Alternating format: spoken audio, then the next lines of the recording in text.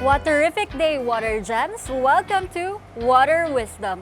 And today, we're gonna make mud balls!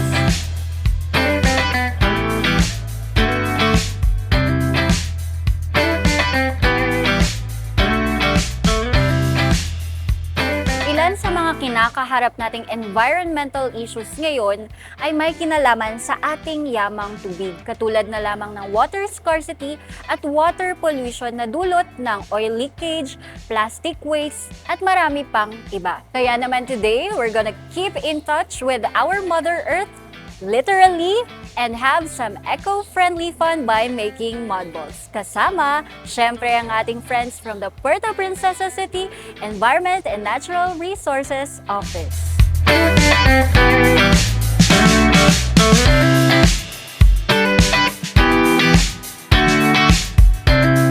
Kung napapadaan kayo sa mga social media feeds ko, mapapansin nyo na ang mud ball throwing ay isa sa mga highlight activities sa Save the Puerto Princesa Base program dito sa aming lungsod.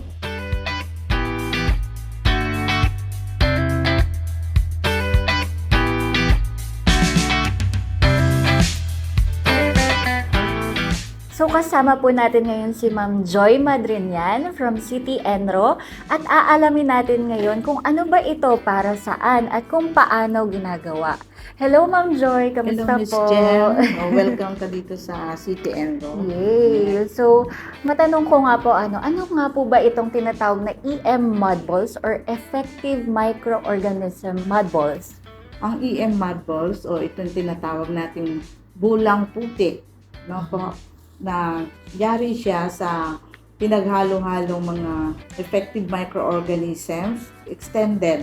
Ito po ay nilalagay natin sa mga binder na putik para maging bulang putik siya, at meron din po siyang kasamang darak. Yung darak po dito ay parang pinakapagkain ng ating mga effective microorganisms. At sa pag in-apply natin ito sa ating mga water bodies, ito po ay nakakatulong upang malinis natin ang ating mga water bodies, mabawasan ang ating mga pollutants, na ito po yung mga sanhi ng mga masangsang na amoy ng ating coastal areas, no? Mababawasan yung mga pollution, at kalaunan din po ay ma-prevent natin yung mga dengue, pagkakasakit natin ng dengue o malaria, dyan po sa ating mga coastal areas.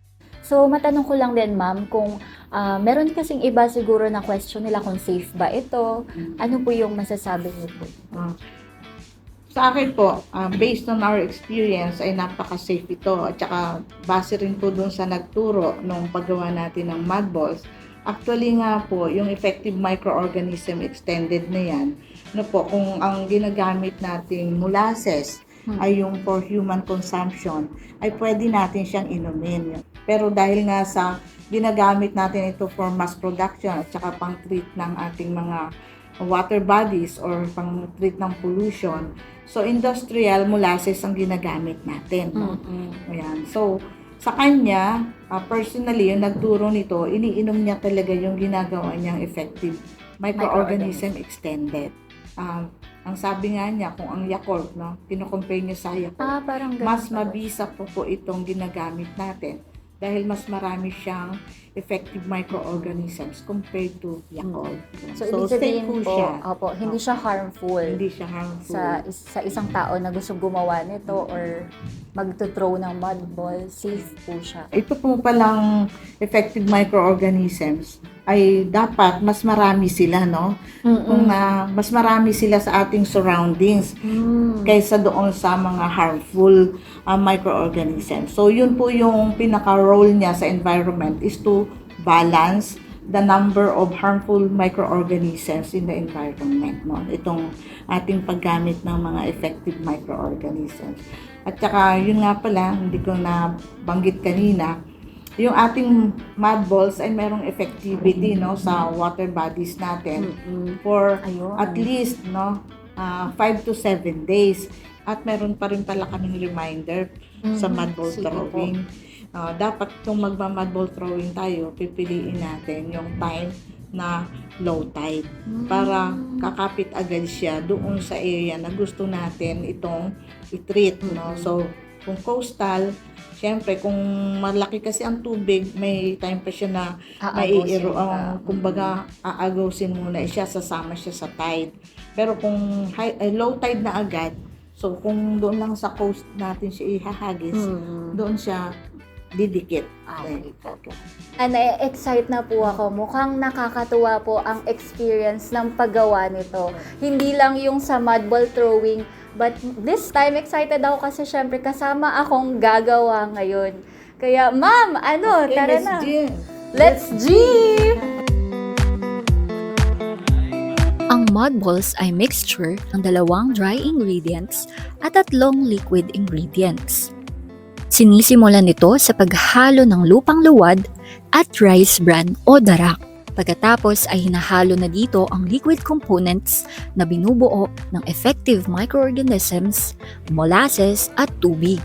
Ngayong sama-sama na ang 5 ingredients, ay tuloy-tuloy lang ang paghalo sa mga ito hanggang sa umabot sa 30% ang moisture level. Kapag nasa ganito ng consistency ang mixture, ay ready na siyang ihulma sa maliliit na bola.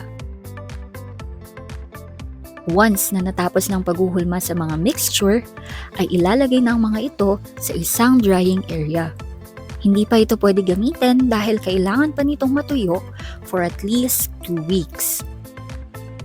According to research, isa ang mud ball throwing sa mabisa at matipid na paraan ng paglinis ng ating mga anyong tubig. Nabanggit nga din ni Ma'am Joy na mas mainam na magsagawa ng mud ball throwing kapag low tide para mas madaling kumapit ang effective microorganisms sa area na gusto natin i-treat. Ang mga mud balls na ito ay gagamitin para sa mga susunod na episodes ng Save the Puerto Princesa Base. Kada programa ay naghahanda sila ng humigit kumulang 4,100 na mud balls. Marami akong naging takeaways about this experience.